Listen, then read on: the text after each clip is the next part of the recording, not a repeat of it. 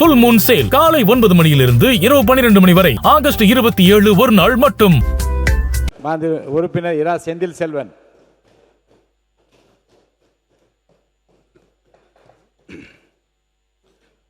மாண்புமிகு பேரவைத் தலைவர் அவர்களே வணக்கம். மாண்புமிகு எதிர்க்கட்சி தலைவர் அவர்களுக்கும் மாண்புமிகு முதலமைச்சர், அமைச்சர் பெருமக்கள் மற்றும் சட்டமன்ற உறுப்பினர்களுக்கு வணக்கம். அறிவுலகத்தின் திறவுகோல் சாக்ரட்டிஸ், சமன்மை, சமத்துவம், சமநீதியை இந்திய அரசியலமைப்பு சட்டத்திலே யாத்து தந்த அண்ணல் அம்பேத்கர், மானமும் அறிவும் மனிதர்க்கு அழகு என்ற பகுத்தறிவு கொள்கைகளை எம் நெஞ்சிலே பதியம் போட்ட தொண்டு செய்து பழுத்த பழம் தந்தை பெரியார், தமிழ்த்தாயின் தலைமகன் பேரறிஞர் அண்ணா, ஒற்றையடி பாதையென வகுடெடுத்து ஒளிர்கின்ற முழுநிலவை தலையில் சூடி வெற்றிமகள் வருகிறால் அண்ணன் இல்லா வெற்றிடத்தை நிரப்புவதற்கு என்று அரசவை கவிஞரின் கவிதை வரிகளாலே அலங்கரிக்கப்பட்ட முத்தமிழறிஞர் டாக்டர் கலைஞர் என்னை பெற்றெடுத்து அகரம் கற்பித்து தாயாய், தந்தையாய், குருவாய் எனக்கு வாய்த்திட்ட என் பெற்றோர்கள் ஆசிரியர் பழனி ராஜாங்கம், ஆசிரியை சுகந்த புஷ்பம் ஆகியோரை வணங்கி மகிழ்கிறேன். வரலாற்று சிறப்புமிக்க பல நூறு விழுமியங்களை தன்னகத்தே கொண்டு சரித்திரத்திலே தனக்கென்று ஒரு இடத்தை தக்க வைத்திருக்கிற சீர்மிகு சீர்காழியிலிருந்து இந்த அவைக்கு நான் அனுப்பப்பட்டிருக்கிறேன். எளியவன், என் தோள்களிலே பட்டாடைகள், பயனாடைகளை போற்றி, மலர் மாலைகளை என் கழுத்திலே சூட்டி, பட்டாசுகளை வெடித்து ஆரவாரப்படுத்திய தோழர்கள், சுட்டரிக்கும் வெயிலிலே வீடு வீடாக சென்று வாக்கு சேகரித்த கொள்கை உறவுகள், ஊனின்றி உறக்கமின்றி தேர்தல் பணியாற்றிய நட்புகள், நெற்றியிலே வெற்றி திலகமிட்ட சகோதரிகள், ஆரத்தி எடுத்து வாழ்த்திய பெற்றெடுத்த தாய்மார்கள், மதச்சார்பற்ற முற்போக்கு கூட்டணியின் கட்சி தோழர்கள் என 71,440 வாக்குகளை எனக்கு அளித்து என்னை வெற்றி பெற செய்த சீர்காழி சட்டமன்ற தொகுதியின் பொதுமக்கள் இருக்கும் திசை நோக்கி தொழுது என் உரையை துவங்குகிறேன். என்னுடைய முதற் பேச்சை துவங்குகிறேன். மாண்புமிகு பேரவைத் தலைவர் அவர்களே, பேரறிஞர் அண்ணா அவர்களால் அறிவிக்கப்பட்டு 1967 நாடாளுமன்றத்திற்கு சென்று, முத்தமிழறிஞர் டாக்டர் கலைஞர் அவர்களால் அறிவிக்கப்பட்டு 71 நாடாளுமன்றத்திற்கு சென்று 77 இதே சட்டமன்றத்திற்கு வருகை தந்து செயலாற்றிய காலம் சென்ற சுப்பிரவேலு அவர்களும் நானும் ஒரே குடும்பத்து உறுப்பினர்கள் என்பதை இந்த அவையிலே பதிவு செய்வதில் நான் பெருமிதம் அடைகிறேன். கடமை, கண்ணியம், கட்டுப்பாட்டால் ஈர்க்கப்பட்டு அரசியல் உலகத்திற்கு 1980களில் அடியெடுத்து வந்தவன் நான். 94 முதல் சென்னை உயர்நீதிமன்றத்தில், இந்திய நீதிமன்றங்களில், தீர்ப்பாயங்களில் வழக்கறிஞராக குரல் எழுப்பி வந்தேன். சட்டம் சார்ந்த, தேர்தல் ஆணையம் சார்ந்த பணிகளில் என்னை ஈடுபடுத்தி சட்டத்துறை, தேர்தல் பணி, ஒழுங்கு நடவடிக்கை, அரசியல் ஆய்வு மையம், தணிக்கை குழு என்ற நிலைகளில் இருந்த என்னை திராவிட முன்னேற்ற கழகத்தின் வெற்றி சின்னமான உதயசூரியன் சின்னத்திலே போட்டியிட வாய்ப்பு வழங்கிய மறுமலர்ச்சி திராவிட முன்னேற்ற கழகத்தின் பொதுச் செயலாளர் வைகோ, துரை வைகோ, ஆடிட்டர் அர்ஜுன்ராஜ் சார் அவர்களுக்கு என் நன்றிகள்.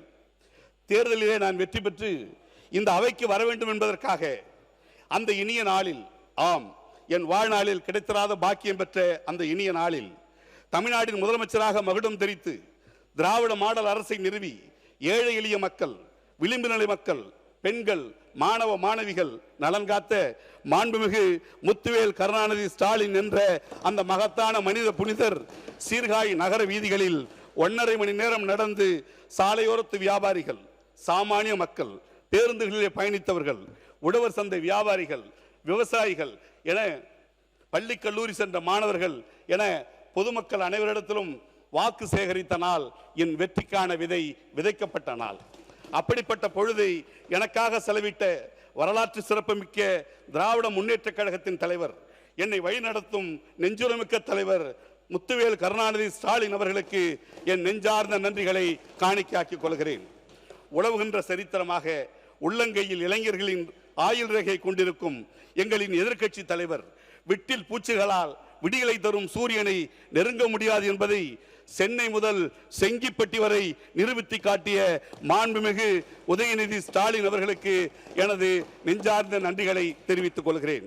எனது வெற்றிக்காக சீர்காழி சட்டமன்ற தொகுதிக்கு அகவை 92 நேரடியாக வந்து பிரச்சாரம் செய்த ஈரோட்டு பூகம்பம் தந்தை பெரியாரின் பெரும் சீடர், மூத்த பகுத்தறிவாளர், திராவிடர் கழகத்தினுடைய தலைவர் ஆசிரியர் கி வீரமணி அவர்களுக்கும், விடுதலை சிறுத்தைகள் கட்சியினுடைய தலைவர் எழுச்சி தமிழர் நாடாளுமன்ற உறுப்பினர் அண்ணன் தொல் திருமாவளவன் அவர்களுக்கும், இந்திய கம்யூனிஸ்ட் கட்சியினுடைய மாநில செயலாளர் வாஞ்சமிக்க தோழர் வீரபாண்டியன் அவர்களுக்கும், மே 17 இயக்கத்தினுடைய நிறுவனர் ஒருங்கிணைப்பாளர் தோழர் திருமுருகன் காந்தி அவர்களுக்கும் என் நன்றிகளை உரித்தாக்கிக் கொள்கிறேன்.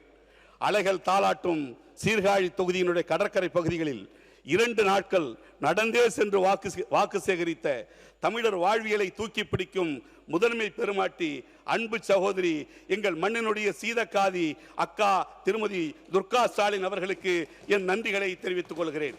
எதிர்க்கட்சி தலைவர் துணைத் தலைவர் அவர்களுக்கும், எதிர்க்கட்சியினுடைய கொறடா துணை கொறடா மாவட்ட செயலாளர் நிவேதா முருகன், என் அருமை நண்பர் வழக்கறிஞர் முரளி, என் அருமை சகோதரர் நன்மதி செல்வன், என்னுடைய சகோதரிகள் முத்தமிழ் செல்வி, குணச்செல்வி, தணிகை செல்வி, எனது துணைவியார் ரமாமணி ஆகிய உள்ளிட்ட என் குடும்பத்தாருக்கும் என் நன்றிகளை தெரிவித்துக் கொள்கிறேன். மாண்புமிகு பேரவைத் தலைவர் அவர்களே, சித்தாந்தம் என்பதும் விசுவாசம் என்பதும் அதிகாரம் கிட்டும் வரை மேற்கொள்ளும் பயணமல்ல. நெருக்கடிகளை சந்தித்த பிறகும் நிர்பந்தங்களை எதிர்கொண்ட பிறகும் நிலைநாட்டப்படுவதுதான் விசுவாசம், சித்தாந்தம். அதுதான் தமிழரின் வாழ்வியல். ஒரு சிறைச்சாலை ஒரு சித்தாந்தத்தை சிதைக்க முடியாது என்பதை அடிமை துளையை உடைத்தெறிந்த ஆப்ரஹாம் லிங்கனின் சமரசமற்ற வாழ்வும், நெல்சன் மண்டேலாவின் மன உறுதியும், சாக்ரட்டிஸின் கொள்கை திடமும், தேசப்பிதாவின் வாழ்க்கையும் இந்த உலகிற்கு கற்பித்து தந்திருக்கிறது. நம் சங்க இலக்கியங்கள் கூறுகிற வாழ்க்கை நெறியாகவும் இதுதான் இருக்கிறது. இளவரசர் உல்லாசமாக தேரோட்டி வருகிறார். பயமறியாத பச்சிலம் கன்று சாலையிலே துள்ளி ஓடுகிறது. தேர்காலிலே சிக்கி மரணம் சம்பவிக்கிறது. அந்த புறத்திலே மன்னவன் ஆராய்ச்சி மணியை அசைத்தது தாய்ப்பசு. நீதிமன்றம் கூடியது. ஒரு புறத்திலே குற்றவாளி கூண்டில் இளவரசன், மறுபுறத்திலே நீதி கேட்டு கண்ணீரோடு பசு. இது நீதிதான் உயர்ந்தது என்று தீர்ப்பளித்தார் மன்னர். அந்த சோழ மன்னனுடைய நீதி பரிபாலன பெருமையை உடையது நம் தமிழரின் வாழ்வு. வியப்பு அது மட்டுமல்ல, ஒரு புறா ஒன்று குறுநடை போட்டு நடந்து கொண்டிருந்தது. கொடிய பருந்து ஒன்று அந்த புறாவை இரையாக்கி கொள்ள துடித்தது. புறா தப்பித்து போய் சிபியரசன் அரசவைக்குள்ளே புகுந்து கொண்டது.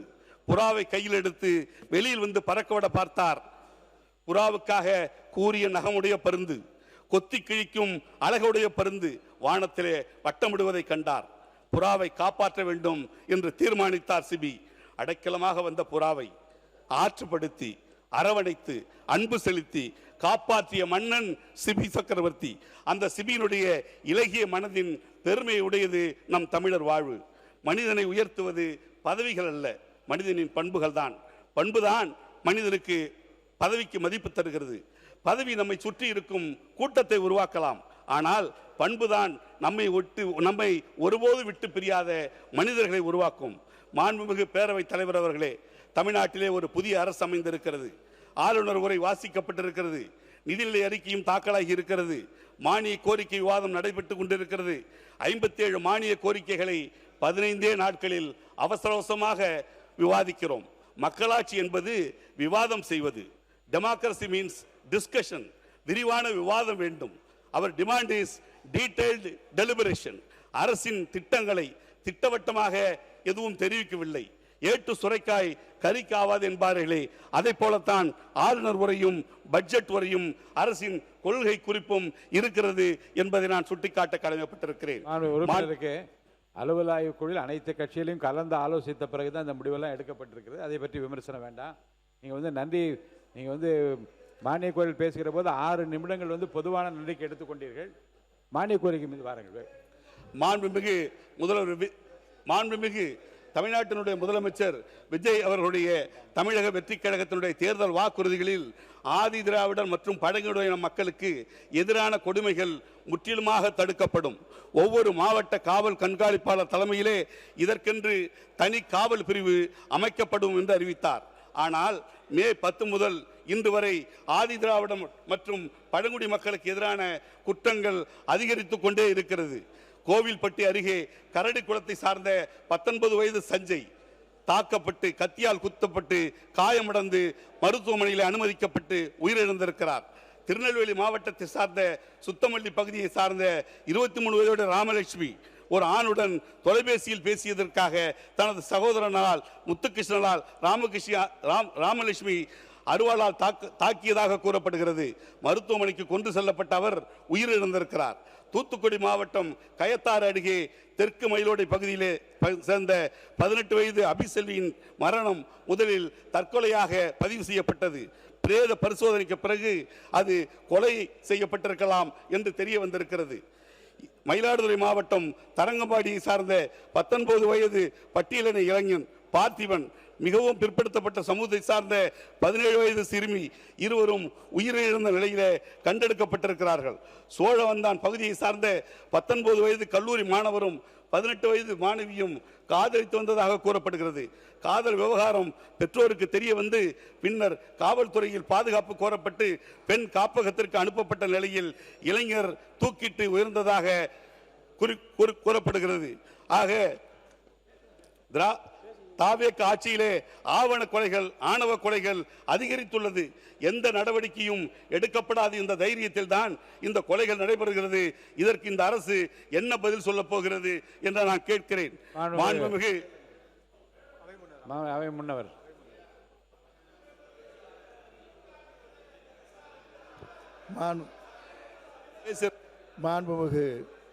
மாண்பு பேரவைத் தலைவர் அவர்களே, மாண்பு உறுப்பினர் அவர்கள் திசை மாறி அரசை விமர்சனம் செய்து கொண்டிருக்கிறார்.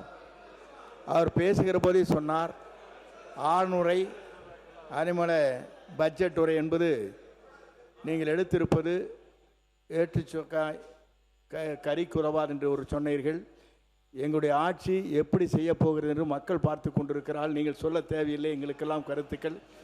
மாண்பு வெற்றி தளபதியுடைய ஆட்சி தமிழ்நாட்டில் எப்படி நடைபெற்றுக் கொண்டிருக்கிறது, மக்கள் கூர்ந்து கவனித்துக் கொண்டிருக்கிறார் என்பதை நீங்கள் புரிந்து கொள்ள வேண்டும். மாண்பு உறுப்பினர் பேசுங்க.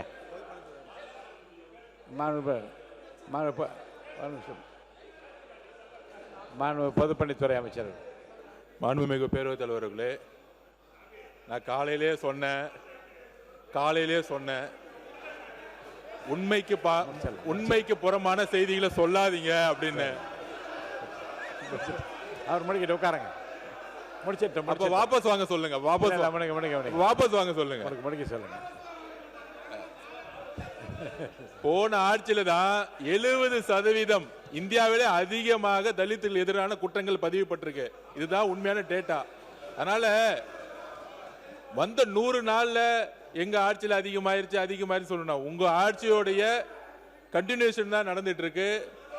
சட்டம் ஒழுங்க நாங்க சரியா செஞ்சுட்டு இருக்கோம்ங்கிறத பதிவு பண்றோம். குறைகளை விட்டுட்டு மானிய குறை விவாதத்துக்கு வரட்டுங்கிறத நான் கேட்டுக்கிறோம். மாண்பு செந்தில் செல்வன் பேசுங்க. நீங்க அவர் பேசட்டும். மாண்பு செந்தில் செல்வன் பேசுங்க. மாண்புமிகு பேரவைத் தலைவர் அவர்களே, முடிங்க. திமுக ஆட்சியிலும் சாதி ரீதியான வன்முறைகள் நடந்தது. திராவிட அரசியலுக்கு மாற்று அரசியல் என்று கூறுகிற தாவேகா தந்த மாற்றம் என்ன என்பதுதான் என் கேள்வி. மாண்பு செந்தில் செல்வன் பேசுங்க. நீங்க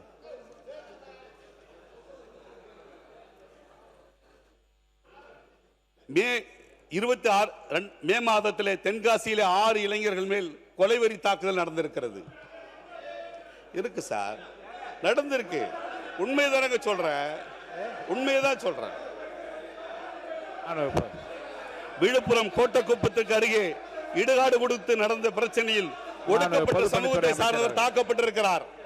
மாண்புமிகு பேரவைத் தலைவர்களே, வேங்கவயல் பிரச்சனைகளுடைய அர்த்தம் என்ன தெரியுமா? வேங்கவயல் பிரச்சனை என்ன தெரியுமா? எந்த தலித் சகோதரருடைய குழந்தைகள் மழை தண்ணி குடிச்சாங்களோ அதே தலித் சகோதரர் மேல எஃப்ஐஆர் போட்ட ஆட்சி உங்க ஆட்சி. வேங்கவயல் பிரச்சனை இல்ல. பதில் சொல்ல முடியுமா? வேங்க வயல்ல இன்னைக்கு வரைக்கும் போக முடியுமா? தேவையில்லாமல் வந்த 100 நாள் ஆட்சியை தேவையில்லாம குறை சொல்லாதீங்க. 70% தலித் அட்ராசிட்டி அதிகமானது உங்களுடைய ஆட்சியில்.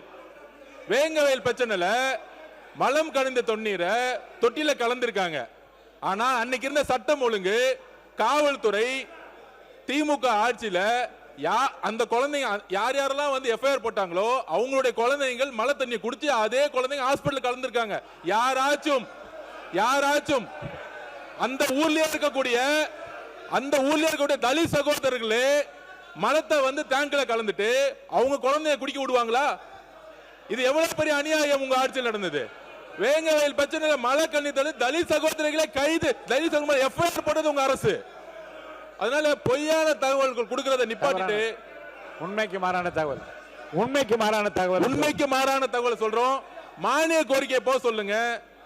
தேவையில்லாம அரசை பழி சொல்லக்கூடிய செயலை செய்ய வேணாங்கிறத நாங்க பதிவு பண்றோம்.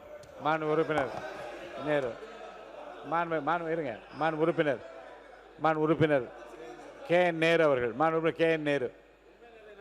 பேரவைத் தலைவர் அவர்களே, புதுக்கோட்டை மாவட்டம் வேங்கவயல் சம்பவம். மாண்பு பேரவைத் தலைவர் அவர்களே, வேங்கவயல் விவகாரத்தை பொறுத்த வரைக்கும் அப்படிப்பட்ட நிகழ்வு எங்குமே நடக்கக்கூடாது. இதில் யாருக்கும் மாற்று கருத்து இல்லை. 2022 டிசம்பர் 24 வேங்கவயல் சம்பவம் நடந்துச்சு. அந்த சம்பவம் நடந்த 2 நாள் கழித்து டிசம்பர் 26 புகார் தரப்பட்டுச்சு. புகார் அளிக்கப்பட்ட அன்னைக்கே இந்த விஷயம் தொடர்பாக வெள்ளனானூர் காவல் நிலையத்தில் வழக்கு பதிவு செய்யப்பட்டுச்சு.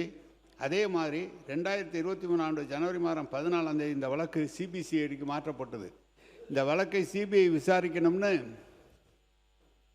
ஒரு சிலர் வழக்கு போட்டாங்க. அதை விசாரித்த சென்னை உயர்நீதிமன்றம் 29/2023 அன்றைக்கு ஓய்வு பெற்ற நீதியரசர் சத்யநாராயணன் தலைமையில் ஒரு நபர் கமிஷன் அமைச்சாங்க. இந்த வழக்கிலே அன்றைக்கு சிபிசிஐடி 100க்கும் மேற்பட்ட சாட்சிகளிடம் விசாரணை நடத்தினாங்க. பல பேருடைய அலைபேசி எண்கள், தொலைத்தொடர்பு தகவல்கள் ஆய்வு செஞ்சாங்க. சிலர்கிட்ட உயிரியல் மாதிரி எடுத்து டிஎன்ஏ பகுப்பாய்வு செய்யப்பட்டது.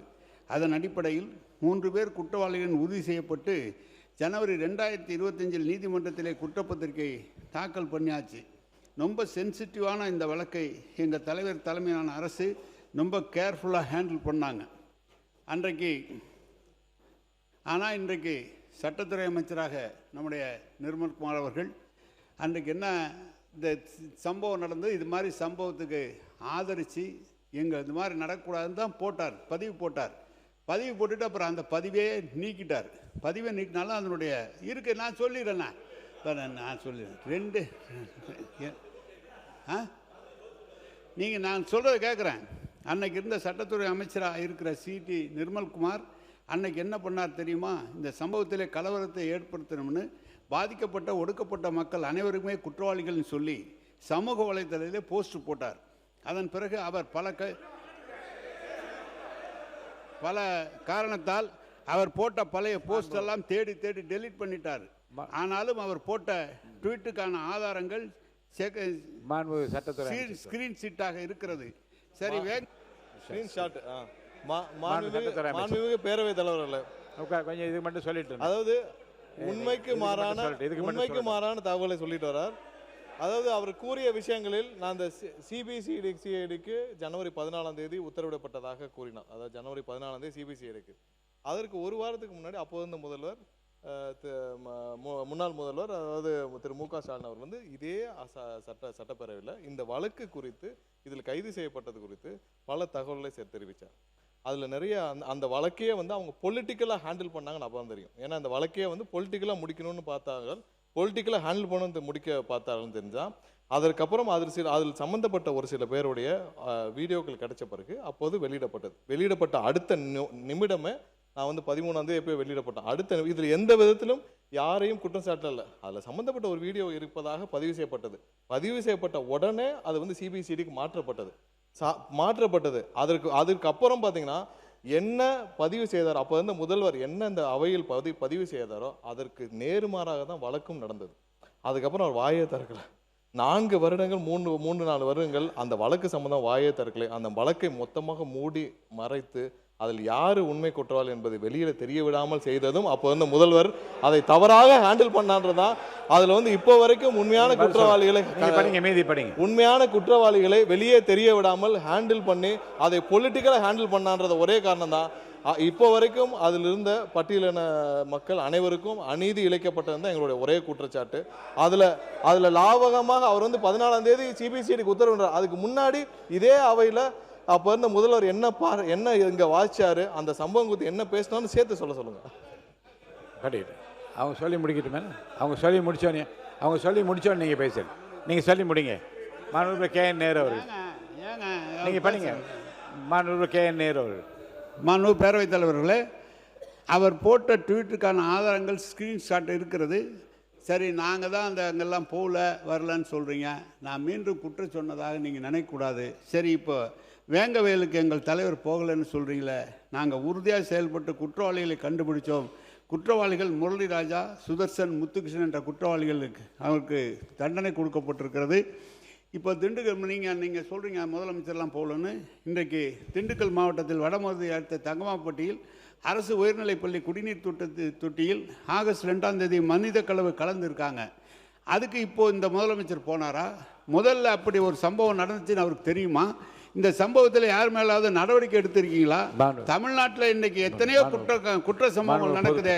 அதில் ஏதாவது ஒன்றாவது முதலமைச்சர் போனாரா? சொல்லுவாங்களான்னு கேட்டுக்கிறேன். பொதுப்பணித்துறை அமைச்சர். மிக பேரவைத் தலைவர்களே, நம்முடைய மூத்த உறுப்பினர் அண்ணன் நேரு அவர்கள் பேசும்போது நாங்கள் அமைதியாக கேட்டோம். எங்களுடைய பதிவை நாங்கள் பண்ணிவிடோம். அது கொஞ்சம் அமைதியாக இருந்து கேட்க சொல்லுங்க. அதற்கு அண்ணன் நேரு அவர்கள் உத்தரவாதம் கொடுக்கணும். ஏன்னா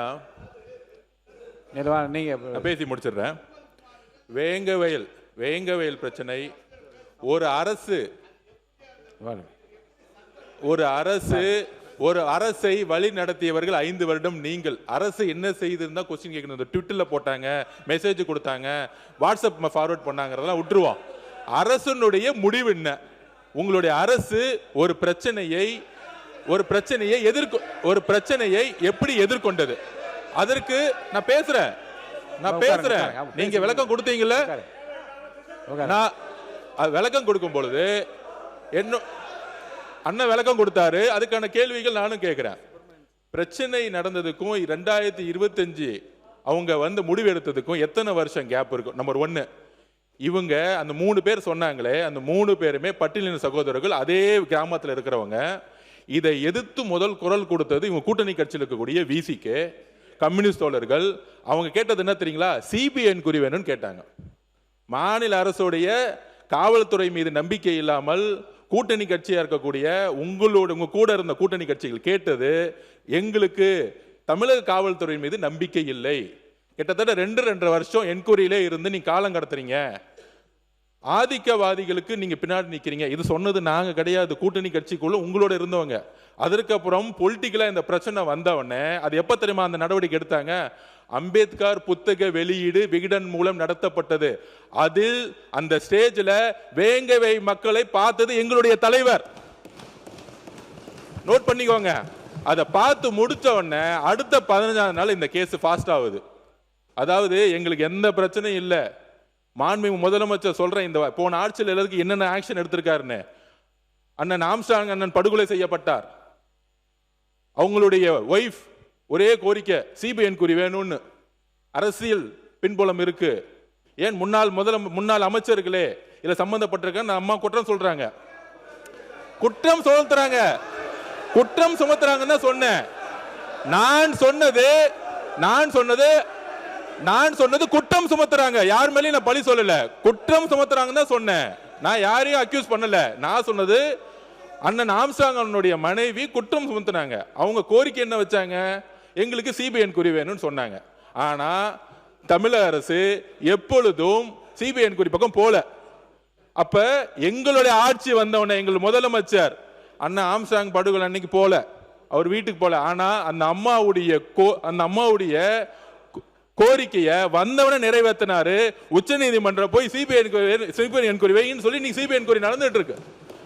அப்ப அதே மாதிரி கவின் சப்ஜெக்டும் சரி, இந்த அரசு வந்தவன எப்படி கைது செஞ்சாங்க? ஒவ்வொரு சப்ஜெக்டும் சரி, முதலமைச்சருடைய ஒவ்வொரு அசைவிலையும் ஆணவ படுகொலையை முற்றிலுமா ஒழிக்கணும். இதுதான் எங்களுடைய மிகப்பெரிய நிலைப்பாடு. இதுக்கு யாருக்கும் நம்ம சப்போர்ட் பண்ண வரல. ஏன் போல முதலமைச்சர் போல அதெல்லாம் நான் கேட்கவில்லை. ஏன் ஆக்ஷன் எடுக்க தாமதம்? 2.5 வருஷம் என்ன பண்ணிட்டு இருந்த காவல்துறை? ஒரு கான்ஸ்டபிள் லெவல்ல, ஒரு எஸ்ஐ லெவல்ல ஒரு கேஸ் அந்த வில்லேஜ் லெவலுக்கு உங்களுக்கு தெரியும், கேஸை ஃபைல் பண்ணா ஈஸியா என்ன கண்டுபிடிச்சிருக்க முடியும். ஆனா 2.5 வருஷம் அது இழுத்ததுக்கான காரணம், அதுக்கு பின்னாடி ஒரு பின்னணி இருக்கு, அரசியல் பின்னணி இருக்குங்கிறது தான் மக்கள் பேசல, கூட்டணி கட்சிகள் பேசினாங்க. வேங்கவேல் பிரச்சனையை சிபிஐக்கு ஏன் கொடுக்கல அன்னைக்கு, அதை தான் நாங்க பதிவு பண்ணோம். அதனால இந்த வாட்ஸ்அப் ஃபார்வர்டு, ட்விட்டர் இதெல்லாம் விட்டுட்டு 5 வருஷ ஆட்சியில 70% தலித் சகோதரர்களுக்கு எதிராக கிரைம் பதிவுபட்டிருக்குங்கிறது நேஷனல்ல கிரைம் ரிப்போர்ட் சொல்லுது. இந்தியாவிலே அதிகமான கிரைம் ரிப்போர்ட் தலித் உங்களுக்கு எதிராக லாஸ்ட் 5 வருஷம். இந்த ஆதாரத்தை நாளை காலையில் உங்கள்கிட்ட கொடுக்குங்கிறத நான் பதிவு பண்றேன்.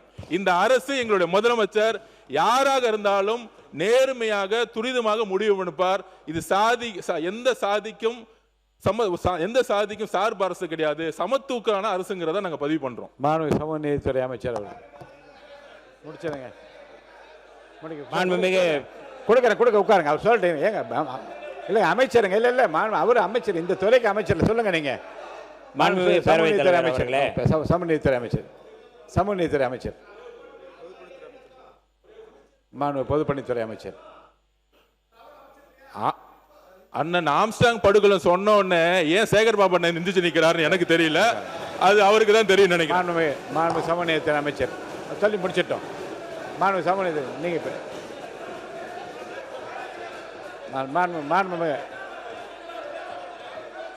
மாண்புமிகு உட்காருங்க. நான் கொடுக்குறேன், வாய்ப்பு கொடுக்குறேன். உட்காருங்க, இருங்க வாய்ப்பு கொடுக்குறேன்.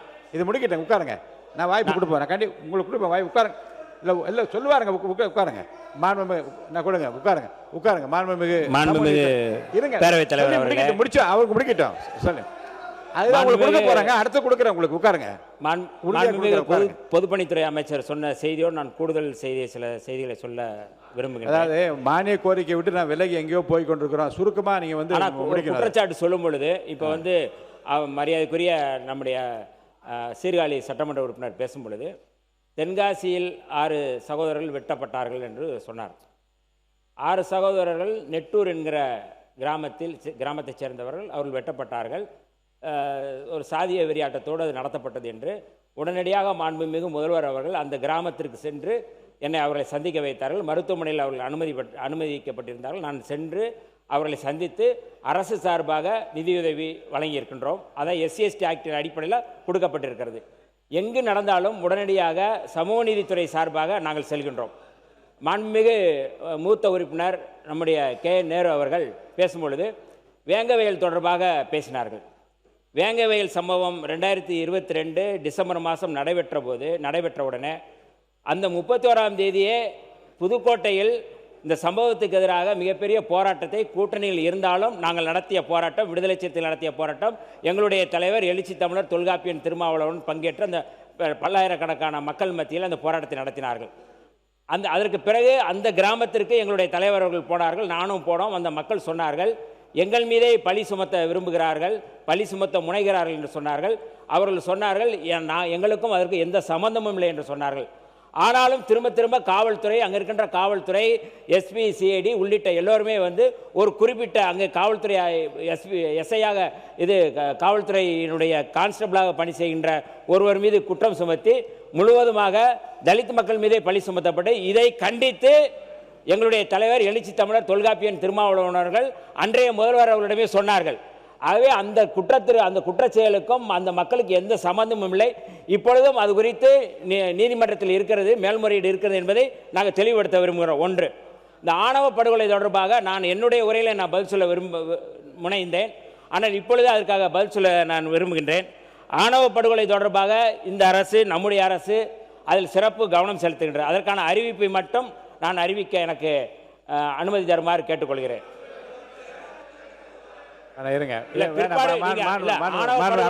நீங்க பேசுறீங்கன்னா நான் பதில் சொல்லணுமா இல்லையா? ஆணவ படுகொலை தொடர்பா நீங்க பேசுறீங்க, நான் பதில் சொல்லணுமா இல்லையா? நான் அதுக்கு மட்டும் ஒரு அறிவிப்பு அறிவிச்சேன்.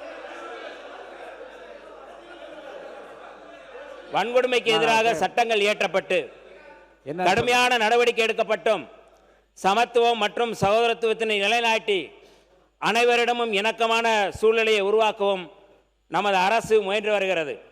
இருப்பினும் சாதிய எண்ணத்தில் தன்னுடைய சொந்த குழந்தைகளையே ஆணவ படுகொலை செய்யும் செயலும் சமூகத்தில் தொடர்ந்து நடைபெற்று வருகிறது.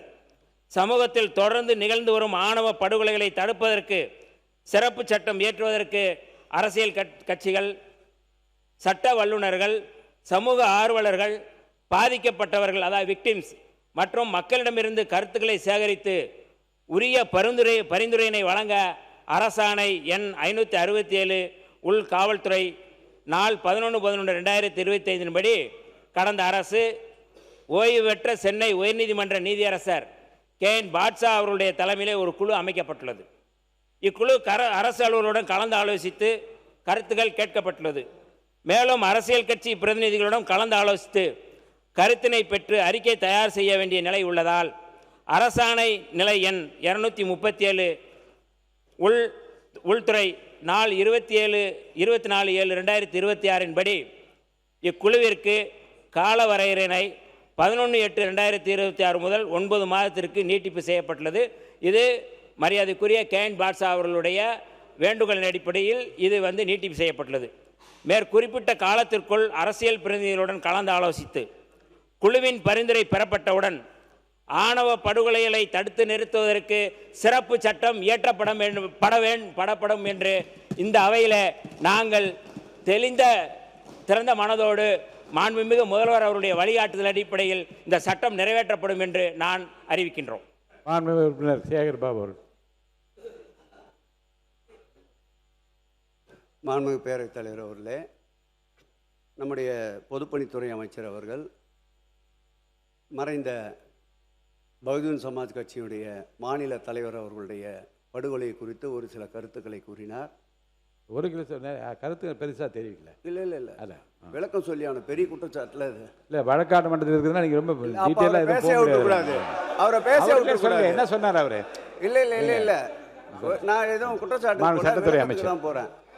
மாண்பு சட்டத்துறை இருங்க இல்லை என்ன சொல்ல வர்றான்னு கேளுங்க. இல்லை மாண்புமிகு பேரவைத் தலைவர்களே, அது பொதுவாக அவங்க குடும்பத்தினர் என்ன சொன்னார்களோ அதை குறித்து சொல்லப்பட்ட விஷயம்.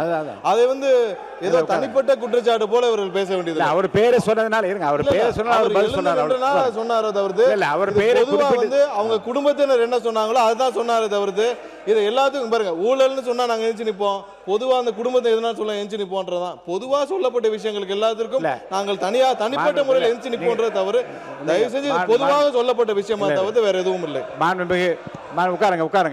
உட்காருங்க. இல்லை மாண்புமிகு பொதுப்பணித்துறை அமைச்சர் அவர்கள் அவர் மாண்புமிகு உறுப்பினர் சேகர் பாபு பற்றி சொன்னதுனால அவர் அதை பற்றி விளக்கம் கூறலாம். ஆனால் வழக்கு நிலுவையில் இருக்கிறது, நடந்து கொண்டு இருக்குது. அதனால் அதை பற்றி விவரங்களுக்குள்ளே யாரும் போகக்கூடாது. அவர் என்ன சொன்னார்? பொதுவானதான் சொன்னார். அவங்க மனைவி அப்போ தான் சொன்னார். இன்னும் வழக்குள்ளே போகாத வழக்கை பற்றி அவர் என்ன பேசினார்? ஒன்றும் பேசல. சொல்லுங்கள், இவர் பேரே அவர் சொன்னதுனால அவர் பதில் சொல்லட்டும், அவ்வளோதான். சொல்லுங்கள்.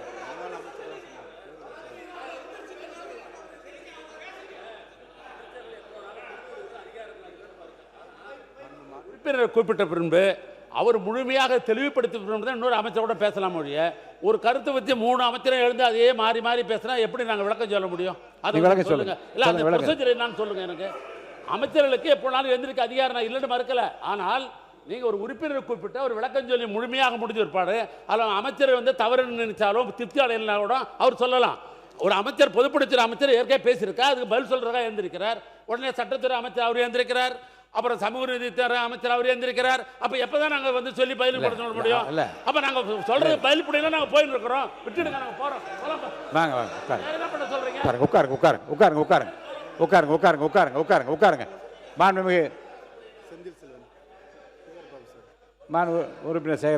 பேரவைத் தலைவர்களே, நான் நீதிமன்ற விசாரணைக்குள் செல்ல தயாராக இல்லை. ஆம்ஸ்ட்ராங் என்பவரும் நாங்களும் ஒரே பகுதியில் பிறந்து வளர்ந்தவர்கள். எங்கள் குடும்ப சுகதுக்க நிகழ்ச்சியில் அவர் பங்கேற்றிருக்கின்றார், அவர் குடும்ப சுகதுக்க நிகழ்ச்சியில் நாங்கள் பங்கேற்றிருக்கின்றோம். அவர் இறந்தவுடன் அவர் வீட்டுக்கு சென்று இரவெல்லாம் இருந்து அவருக்கு இறுதி மரியாதை செலுத்தினோம். அதன் பிறகு எங்கள் மாண்புமிகு தமிழக முதல்வர் அவர்கள் அவர் வீட்டிற்கு நேரடியாக சென்று அவர் மனைவியிடம் இந்த குற்றத்திற்கு இந்த தவறுக்கு யார் காரணம் இருந்தாலும் உரிய நடவடிக்கை எடுப்பேன் என்று அவரிடம் உறுதியளித்தார். நானும் உடன் இருந்தேன். அவருடைய பிரேதம் வைப்பதற்காக பள்ளி மைதானத்தை கேட்டார்கள். பள்ளி மைதானத்தை வழங்கினோம். அவர் 16ஆம் நாள் காரியம் செய்வதற்காக அந்த பள்ளி மைதானத்தை கேட்டார், அதையும் வழங்கினோம். அவர் பிரேதத்திற்கு மணிமண்டபம் கட்டுவதற்கு அவர்களுக்கு சொந்தமான இடம் நம்முடைய சென்னையை ஒட்டி இருக்கின்ற மாதவரம் பகுதியில் கேட்டார், அதையும் இந்த அரசு தான் வழங்கியது. இதையெல்லாம் ஏன் சொல்கிறேன் என்றால், ஒரு குற்ற உணர்வோடு ஒரு குற்றப்புணர்வோடு ஒரு கட்சியினுடைய தலைவருடைய படுகொலையை திசை திருப்பக்கூடாது. சிபிஐ வசம் தற்போது வழக்கு இருக்கின்றது. சிபிஐ என்ன சொன்னாலும் அதற்கு ஒத்துழைக்க நாங்கள் தயாராக இருக்கிறோம். சிபிஐயோடு நாங்கள் நிச்சயம் நிற்போம். எங்களை பொறுத்தளவில் அரசியல் மாறுபாடுகள் கருத்தோடு கருத்துத்தான் மோதுவோமே தவிர இப்படி வன்முறைக்கு செல்லுகின்ற இயக்கம் நாங்கள் அல்ல என்பதை மாண்புமிகு பேரவையின் தலைவர் வாயிலாக மாண்புமிகு பொதுப்பணித்துறை அமைச்சருக்கு தெரிவித்துக் கொள்கிறேன். பொதுப்பணித்துறை அமைச்சர் பொறுப்புள்ளவர். இப்படி ஒரு பெரிய வழக்கோடு அரசியலை சம்பந்தப்படுவது நாகரிகமற்றது என்பதை அவருக்கு அன்போடு தெரிவித்துக் கொள்கிறேன். இல்ல அவர் பொதுவான கருத்தை வெளியிட்டு உங்க பேரை சொன்னீங்க. இருங்க, அவர் பேச இருங்க, அவர் பேரை சொன்ன பேச அனுமதிச்சேன்ல, நான் பேச அனுமதிச்சேன்னா இல்லையா? பேசி தரல, உட்காருங்க. நீங்க என்ன மிஸ்டர் இல்ல மான் உறுப்பினர் ஆஸ்டின், நீங்க என்ன இருங்க, நீங்க என்ன எல்லாருக்கும் ஸ்போக்ஸ் பர்சனா? நீங்க மான் உறுப்பினர் ஆஸ்டின் உங்களை எச்சரிக்கிறேன். நீங்க என்ன எல்லாருக்கும் ஸ்போர்ட்ஸ் பர்சனா? எல்லாத்துக்கும் எந்திரிக்கிறீங்க. No, I cannot allow this. No no no no no I cannot allow. உட்காருங்க, நான் உங்களை அலோவ் பண்ண முடியாது. நீங்க முடியாது. நீங்க உங்க கொறடா இருக்காரு இல்லைங்க, உங்க கொறடா இருக்காரு. அவர் சொல்வதை நான் நயமாக ஏற்றுக்கொள்கிறேன். அவரை பேச வச்சுட்டு முடிஞ்சிச்சு. மான் உறுப்பினர் செந்தில் செல்வன் இல்லை முடிஞ்சிச்சு, அவ்வளோ, அதுக்கு மேலே கிடையாது. உட்காருங்க, போதும் போதும். இது சர்ச்சை இல்லாமல் முடிக்க வேண்டும், இதை பெரிதுபடுத்தாமல் முடிக்க வேண்டும், சர்ச்சை இல்லாமல் முடிக்க வேண்டாம். மாண்பு உறுப்பினர் செந்தில் செல்வன் நன்றி. இல்லை அடுத்த உறுப்பினர் அழைச்சார். போதும், அவர் கொடுத்த விளக்கம் அவ்வளோதான். அவர் தன்னை தனக்குரிய விளக்கத்தை அவர் கொடுத்துட்டு அது போதுமானது. அதுக்குள்ளே போகாதீங்க, உட்காருங்க. அந்த பிரச்சனைக்குள்ளே போகாதீங்க. சொல்லுங்க, வேண்டாம், நீங்கள் பேசுங்க, நீங்கள் பேசுங்க, நீங்கள் பேசுங்க. நான் அலோவ் பண்ணலைங்க, தயவு செய்து முடிஞ்சிச்சு. இல்லை இல்லை இல்லை போதும், இல்லை போதும். மாண்பு செந்தில் செல்வன் நீங்கள் பேசினா அலோவ் பண்ண இல்லை, பேசிட்டீங்க, அவ்வளோதான். நீங்கள் உங்களுக்கு பேசுறது இல்லை, உங்கள் பேரை சொன்னார், உங்களுக்கு விளக்கம் கொடுத்துட்டீங்க. அந்த விளக்கத்தில் மேலே யார் இங்கே பாருங்க, அந்த விளக்கமே போதுமானது என்று நான் கருதுகிறேன். வீண் சர்ச்சைக்குள்ளே போக வேண்டாம். உட்காருங்க, தயவு செய்து உட்கார். நான் இல்லை மாண்பு உறுப்பினர் உட்காருங்க, போதும். உங்களுக்கு நான் அவர் பேரை சொன்னதுனால உங்களை அனுமதிச்சேன். நீங்கள் விளக்கம் சொல்லிட்டீங்க, அந்த விளக்கமே போதுமானது. மாண்பு செந்தில் செல்வன் நீங்கள் பேசுறீங்களா? மானிய கோரிக்கைக்குள்ள பேசினா இனிமேல் அனுமதி நாளை கூட சொல்லிவிடுகிறேன். இனி வருங்காலங்களில் மானிய கோரிக்கைகளை எதிர்த்து வேறு வேறு செய்திகளுக்கு போவதாக இருந்தால் இன்னும் அனுமதிப்பதாக இல்லை. அந்த முடிவை தான் எடுக்க போகிறேன். மாண்பு உறுப்பினர் செந்தில் செல்வன் நீங்கள் பேசுறீங்களா இல்லையா? நீங்கள் பேசினா பேசுங்க. மாண்பு உட்காருங்க. மாண்பு உறுப்பினர் ஏவா வேலு அவர்கள் இந்த பிரச்சனை இதோடு இல்லை, அது அதை இல்லை. ஆமாம், மாண்புமிகு பேரவைத் தலைவர்களே, நமது சமூக நீதித்துறை அமைச்சர் அவர்கள் இந்த ஆணவ கொலை குறித்து ஒரு கருத்தை இங்கே சொல்லியிருக்கிறார்கள். பொதுவாக அந்த பகுதியிலும் புதிய சட்டமன்ற உறுப்பினர்கள், எங்கள் பகுதியிலும் புதிய சட்டமன்ற உறுப்பினர் இருக்கிறார்கள். அவர் பேசுகிற பொழுது பணி நிறைவு பெற்ற நம்முடைய KM பாஷா உயர்நீதிமன்ற நீதிபதி அவர்கள் ஒரு கமிஷன் அமைக்கப்பட்டிருக்கிறது ஒரு செய்தியை பகிர்ந்தார்கள். இந்த KM பாஷா என்கிற இந்த ஓய்வு பெற்ற நீதிபதி அந்த கமிஷனை போட்டதே திராவிட மாடல் ஆட்சி அண்ணன் MK ஸ்டாலின் என்பதை நாமன்றத்துக்கு நான் தெரிவித்துக் கொடுக்கிறேன். செந்தில் செல்வன் நீங்கள் பேசினா பேசலாம். இப்போ பேரவைத் தலைவர் அவர்களே, சமன் செய்து சீர்தூக்கம் கோல் போல் நீங்கள் இருக்கிறீங்க. இடிப்பாறை இல்லாத ஏமரா மன்னன் கெடுப்பார் இளனும் கெடும் என்று வள்ளுவம் சொல்லியிருக்கு. எதிர்கட்சியிலேருந்து வந்திருக்கிறோம், நாங்கள் சில கருத்துக்களை சொல்ல வேண்டிய கடமை எங்களுக்கு இருக்கிறது. இல்லைங்க, மானிய கோரிக்கைகளை விட்டு நீங்கள் என்ன பேசினா நான் அனுமதிக்க தயாராக இருக்கிறேன். ஆனால் மானிய கோரிக்கை விட்டு நீங்கள் எல்லா தமிழ்நாட்டில் உங்களுக்கு செய்திருக்கிற எல்லா அரசியல் செய்தி இங்கே போட்டு அலசுகிற இடம் அல்ல இது. அதுக்கு நான் அனுமதிக்க முடியாது. சட்டம் 46 இந்த சமூக மக்களை பேணி பார்க்க வேண்டிய பொறுப்பு இந்த அரசாங்கத்திற்கு இருக்குன்னு சொல்லியிருக்காங்க. அந்த அடிப்படையில் தான் என்னுடைய குரலை கொடுக்குறேன். நான் என்ன சொல்ல வந்தேன், 6 பேரை கைது பண்ணவன்னு சொன்னேன், எல்லாரும் எழுந்திருக்கிறாங்க. அடுத்த வரி எழுதி வச்சிருக்காங்க 8 பேரை கைது பண்ணிட்டாங்க. அதை சொல்ல அனுமதிக்கவே இல்லையே. வாய்ப்பு கொடுத்தான்னு சொல்ல முடியும். இந்த நேரம் பாருங்க, என்னுடைய நேரம்லாம் போயிட்டு இருக்கு, இருக்கிறதே குறைவான நேரம். தேவையற்ற ஆதாரம் இல்லாத குற்றச்சாட்டு தொடர்ந்து அடுக்குவேனா அனுமதிக்க முடியாது. நான் ஏற்கனவே சொல்லிட்டேன். மானிய கோரிக்கை பற்றிய செய்திகள் தெரிந்திருந்தால் சொல்லுங்க. சமூக நீதித்துறை என்று பெயர் மாற்றம் செய்யப்பட்டிருக்குது. திட்டங்கள் எல்லாம் திராவிட மாடல் ஆட்சியில் துவக்கப்பட்ட திட்டங்கள் தான் இந்த தொடர்ந்து வந்துட்டு இருக்கு. ஆனால் அம்பேத்கர் அயல்நாட்டு கல்வி உதவி திட்டம் தொடர்கிறது. இந்த திட்டத்திற்கு நிதி ஒதுக்கீடு இந்த அரசு உயர்த்தி இருக்கிறது, அதுக்கு நன்றி. முதலமைச்சர் சமூக பொருளாதார மேம்பாட்டு திட்டம் வெற்றி தொழில் முனைவோர் திட்டம் என்று அறிவிக்கப்பட்டிருக்கு. அண்ணல் அம்பேத்கருடைய தொழில் முனைவோர் திட்டம் சமூக நீதித்துறையின் கீழ் இப்போ வந்திருக்குது. நன்னிலம் திட்டம் மண்ணின் மகள் திட்டமாக மாறி இருக்கு. அயோத்திதாச பண்டிதர் குடியிருப்பு மேம்பாட்டு திட்டம் தொடர்கிறது. தொல்குடி திட்டம் ஆன்றோர் மேம்பாட்டு திட்டமாக மாறி இருக்கு. இதெல்லாம் புதுமையான திட்டம், எதுவும் புதுமையான திட்டம் இல்லை. இது எல்லாமே திராவிட மாடல் ஆட்சியில் உருவாக்கப்பட்ட திட்டம் தான் என்றுதான் சொல்ல வந்தேன். இந்த சமூக நீதித்துறையில் இந்த பேர் மாற்றிருக்கிறாங்க. சமூக நீதி சம்பந்தமாக அது கொடுத்த அரசுடைய கொள்கை குறிப்பு 150 பக்கம் வெளியிட்டிருக்கிறாங்க. அது 50 பக்கம் பட்டியலினத்தை பற்றியும் 100 பக்கம் பட்டியலின பழங்குடியினர் பற்றியும் இருக்குது. சமூக நீதித்துறை என்று இலாகாவுக்கு பேர் மாத்தியாச்சு. ஆனால் இந்த கொள்கை குறிப்பில் 130 இடங்கள்ல ஆதி திராவிட நலத்துறைன்னு தான் இருக்கு. கொள்கை குறிப்பில் மட்டும் இல்ல, அறிவிக்கப்பட்டிருக்க அறிவிப்பில் 86 இடங்கள்ல ஆதி திராவிட நலத்துறைன்னு இருக்கு. நீங்க இப்ப சமூக நீதித்துறைன்னு மாத்திட்டீங்க. பழங்குடியினர் பற்றிய செய்திகளை குறிப்பிடும் பொழுது 194 இடங்கள்ல அரசினுடைய கொள்கை குறிப்பில் பழங்குடியினர் என்று குறிப்பிட்டிருக்கீங்க. 113 இடத்துல அறிவிப்புல பழங்குடியினர் குறிப்பிட்டிருக்கிறீங்க. அப்புறம் பொருள் சமூக நீதினு பெயர் மாற்றத்துடைய பொருள் என்னவா இருக்குது? இதை தான் கேட்க வந்தேன். 8 பேர் மந்திரி, 8 பேர் நமக்கு தலித் அமைச்சர்கள் இருக்கிறீங்கன்னு சொல்றத மகிழ்ச்சி. ஆனால் இப்படிப்பட்ட பிரச்சனைகளும் இருக்கிறது என்பதை சுட்டிக்காட்ட வேண்டிய என்னுடைய கடமைன்னு நான் வந்தேன்.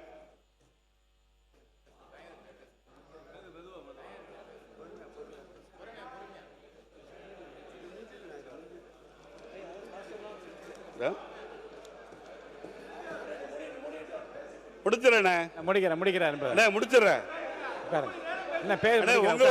உங்களோட போராட்ட காலத்தை நானும் அமைச்சர் உட்காருங்க. அமைச்சர் அவங்க பேசி முடிக்க போறாரு. திராவிட முன்னேற்ற கழகத்தினுடைய ஆதி திராவிடர் மற்றும் பழங்குடி நலத்துறை 2025-26 கொள்கை விளக்க குறிப்பும், தாவேக அரசினுடைய சமூக நீதித்துறை 2026-27 கொள்கை குறிப்பும் ஒரு வித்தியாசங்களை உங்களுக்கு காட்டணும்னு நான் நினைக்கிறேன். 2025-26 ஆண்டில் ஆதி திராவிடர் மற்றும் பழங்குடி நலத்துறைக்கு 3924.12 கோடி நிதி திராவிட முன்னேற்ற கழக ஆட்சியில் ஒதுக்கப்பட்டிருக்கு. தாவேக ஆட்சியில் முந்தைய ஆண்டில் உருவாக்கப்பட்ட நிதியினுடைய அடித்தளம் மற்றும் அதனுடைய வளர்ச்சியை ஒப்பிட்டு எந்த புள்ளி விவரமும் முன்னிலைப்படுத்தப்படலை. ஆதி திராவிடர் மற்றும் ஆதி திராவிடர் நிதி ஒதுக்கீட்டை மக்கள் தொகை விகிதத்துடன் இணைத்து செயல்படுத்தியதை திராவிட முன்னேற்ற கழக அரசு தன்னுடைய கொள்கை குறிப்பில் தெளிவாக குறிப்பிட்டிருக்கிறாங்க. அந்த திட்டங்களுக்கு பின்னால் இருந்த மக்கள் தொகை விகிதாச்சார அடிப்படையிலான நிதி ஒதுக்கீட்டை, அந்த தத்துவத்தை இன்றைக்கு குறிப்பிட்டிருக்கிற அறிக்கையில் இல்லை. அது மட்டுமல்ல, முழுநேர முனைவர் பட்ட ஆராய்ச்சி ஊக்கத்தொகை, போஸ்ட் மெட்ரிக் கல்வி உதவித்தொகை மற்றும் 9வது 10வது மாணவர்களுடைய ப்ரீ மெட்ரிக் உதவித்தொகை, தூய்மை பணியாளர் குழந்தைகளுக்கான ப்ரீ மெட்ரிக் உதவித்தொகை, மாநில அரசின் சிறப்பு போஸ்ட் மெட்ரிக் உதவித்தொகை போன்றவை திராவிட முன்னேற்ற கழக ஆட்சியில் சிறப்பாக செயல்பட்டுச்சு. இந்த திட்டத்தினுடைய தொடர்ச்சியா இது இடம்பெறும். நீங்க தாவேக ஆட்சியில் தொடரும் பொழுது ஏற்கனவே பெற்ற பயனாளிகள் மற்றும் அந்த செலவினங்களை பொறுத்த டீடைல்ஸை உங்களுடைய கொள்கை குறிப்பில் இல்லை. துறையினுடைய பெயரை மாற்றலாம், ஆனால் வரலாற்றை மாற்ற முடியாது. திட்டத்தினுடைய பெயரை மாற்றலாம், ஆனால் அதை உருவாக்கிய அரசினுடைய பங்களிப்பை மாற்ற முடியாது என்பதை தான் நான் சொல்ல வந்தேன். திமுக அரசு அடித்தளம் அமைத்தது, நிதி ஒதுக்கியது, சட்டம் இயற்றியது, இதற்கான லட்சக்கணக்கான பயனாளிகள் உருவாக்கியது. அந்த அடித்தளத்தின் மீது இந்த அரசு தொடரும் பணிகள் இது தொடரும் சாதனையாக தான் கருத முடியும் என்பதை நான் தெரிவித்துக் கொள்கிறேன். ஃபுல் மூன் சேல் காலை 9 மணியிலிருந்து இரவு 12 மணி வரை ஆகஸ்ட் 27 ஒரு நாள் மட்டும்.